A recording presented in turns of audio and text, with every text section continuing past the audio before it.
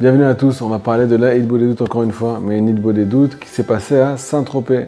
Il y a déjà plusieurs années à Botaï, un ami à moi qui était, comme on dit chez nous, bien équipé, avec une belle voiture de sport. Il n'y avait pas beaucoup de place là-bas, mais il arrivait à faire entrer une tonne de monde.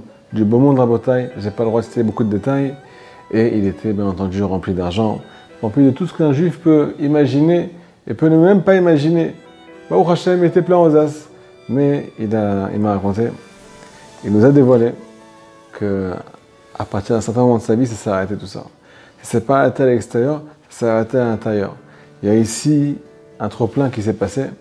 Il n'arrivait plus à supporter sa jolie vie, une vie que tout le monde rêve à Botaï. Il me raconte que lorsqu'il est rentré chez lui, dans sa villa à Saint-Tropez, à Botaï, une piscine privée, un jacuzzi privé. Je ne vous raconte pas ce qu'il y avait là-bas, c'est interdit d'en parler par la loi juive, c'est interdit d'en parler. Il me raconte qu'à partir d'une certaine période, quand il rentrait chez lui, alors il sentait que la présence divine l'attendait à la maison. Il vivait seul, bien entendu. De temps à autre, il sentait que quand il était vraiment seul, la présence divine l'attendait chez lui. Donc il rentre du travail après une dure journée. Et là-bas, il me raconte qu'il se met à trembler. Il se met à trembler, il ne sait pas ce qui lui arrive, il est conscient. Et son corps n'est plus conscient. Son corps se lâche complètement. Des larmes coulent de son visage. Il me donne plus de détails que ça. Il me raconte que tous ses vêtements sont trempés par ses larmes. Il se met à pleurer pendant des heures. Il se met à trembler pendant des heures, il ne sait pas ce qui lui arrive. Et là, bien entendu, il a pris conseil avec son rave. Son rave lui a tout simplement répondu que son âme en a marre de vaquer à Saint-Tropez. Elle a envie de retourner chez son père. Elle a envie de prendre le micro et lui dire ce qu'elle pense. Quand il a entendu ça, il a commencé à entamer des discussions très très fortes avec Akadosh Baruch Hu. Parce que ce juif-là, malgré toutes ses avérotes, toutes ses fautes qu'il faisait, il était aussi d'un côté rempli de connaissances et rempli bien entendu de spiritualité comme chaque juif. On a un corps qui nous tire vers le bas comme d'habitude et une âme qui nous tire vers le haut. De là, il y avait un petit problème chez lui. Il savait quoi dire à Hachem. Il savait quoi lui dire dans son épreuve. Il n'était pas nul et non avenu.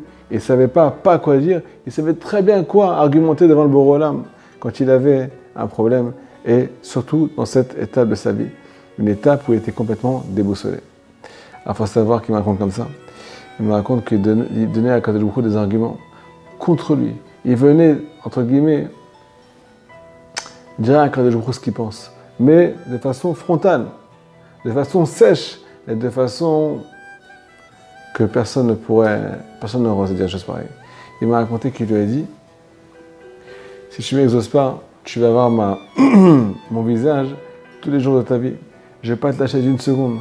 Tant que tu ne réponds pas à mes questions, tant que tu ne réponds pas à mes arguments, tant que tu ne viens pas, tant que je ne te sens pas présent, et qu'on n'arrive pas à tout quitter, à tout renouveler, je ne te lâcherai pas d'une seconde. Tu vas voir tous les jours de ta vie, je ne vais pas te lâcher. Il me raconte que pendant 1 mois, 2 mois, 3 mois, cette histoire a duré 3 mois. À chaque fois qu'il rentrait chez lui, il était transcendé, son corps qui tremble encore une fois, des larmes qui coulent, à n'en plus finir. Et à la fin, il a fait tchouva. Alors pour résumer cette histoire, j'aimerais vous ramener une leçon dans l'écoute Moran. Leçon numéro 124. Là-bas, il ramène le Tehillim. Il y a marqué Mizmor Lamnatser. Ce Tehillim commence par chanter. Chanter à celui, Lamnatser, celui qui a été vaincu. Qu'est-ce que ça veut dire chanter à celui qui a été vaincu? La Gemara dans Psachim nous explique ce Tehillim-là. Et elle nous enseigne qu'il n'y en a que un dans ce monde qui est heureux quand il est vaincu. Que un, c'est celui qui remplit toute la terre, celui qui gère tout ce monde, le roi du monde. Il est un, il n'y a personne d'autre dans ce monde qui est heureux quand il est vaincu. Un être humain, tu lui donnes un argument qui vient le contredire, le mettre mal à l'aise, alors il a plusieurs choix. Ou bien il s'enfuit, ou bien il t'en met une, ou bien il est pétrifié. Akadosh Baruch Hu, quand tu sais comment argumenter devant lui, alors il est heureux. Alors il est marqué dans le Tehillim ici, Mizmor, entonner un chant, il est réjoui, celui qui est l'Amnatser, celui qui est vaincu. Alors de là, nous dit Rabbi Nachman de Breslev, c'est pas que tu viens vaincre Akadosh Baruch Hu, Chas de Shalom, par tes arguments. C'est pas que maintenant tu viens lui dire ces 4 vérités et c'est plus où se mettre, il est content. C'est que les 4 vérités qui viennent de ta bouche, en fait, elles viennent de sa bouche. En fait, elles sont envoyées par Akadosh Baruch Hu directement. Parce qu'en fait, c'est pas possible qu'un être humain arrive à dire des paroles sans que Hachem donne son accord. Hachem Ma'aneh Lashon, c'est Akadosh Baruch Hu qui fait que la parole s'exprime. Des fois, on voit des gens qui n'arrivent pas à s'exprimer, qui ont le cœur bouché, qui ne savent pas quoi dire, qui ne savent pas par où commencer, et ainsi de suite. Le fait qu'on puisse ouvrir la bouche pendant l'Aïd des doutes, c'est beaucoup de siyata d'Ishmael, beaucoup d'aide du ciel. Rabbi Nathan a prié dans les côtés de Philote, il a prié sur une leçon du côté moral qui traite de l'Aïd des doutes. Et là-bas, il demande à Akadosh Baruch Hu qu'il aide à ouvrir la bouche et qu'il aide à surtout détailler ce qu'il a à l'intérieur, ce qu'il a dans le ventre, ce qu'il a dans le cœur. Que ça sorte à l'extérieur, mais pas que ça sorte comme c'est. Que ça sorte avec beaucoup de détails. Le fait de détailler, le fait d'exprimer, le fait de décortiquer les choses, ça fait du tri à l'intérieur. Quand tu fais du tri à l'intérieur, ce qui se passe, c'est que tu peux laisser place à autre chose, quelque chose de nouveau. C'est à l'extérieur maintenant. Maintenant, il y a de la place pour des choses nouvelles. Maintenant, il y a de la place pour la vérité. On peut voir que David Ameler, dans le Tehillim, il avait entre guillemets des guerres spirituelles. Ces guerres spirituelles, il les traitait avec le roi du monde, avec Akadosh Baruch Hu. Et quand il parlait à Hachem, alors il ne prenait pas beaucoup de gants. Il disait à Akadosh Baruch Hu, pourquoi tu m'as laissé, pourquoi tu m'as abandonné, pourquoi tu n'as pas été avec moi le jour où j'avais besoin de toi?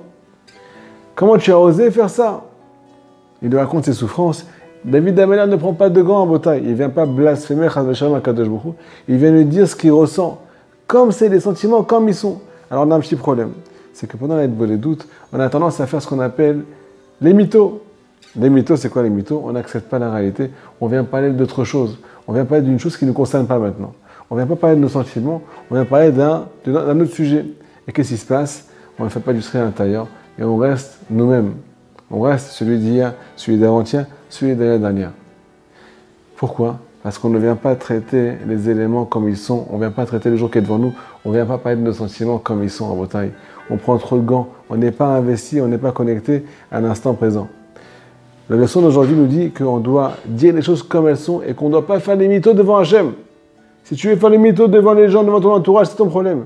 Mais quand tu viens devant le bon Dieu, fallait des doutes, il faut que tu sois toi-même et que tu dises les choses comme elles sont. Argumenter, ces arguments ne viennent pas de toi, ils viennent d'Akadosh Baruch Hu.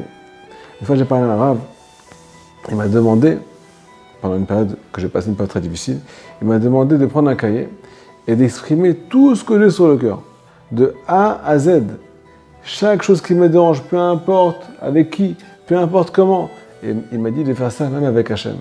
De lui dire tout ce que j'ai à l'intérieur.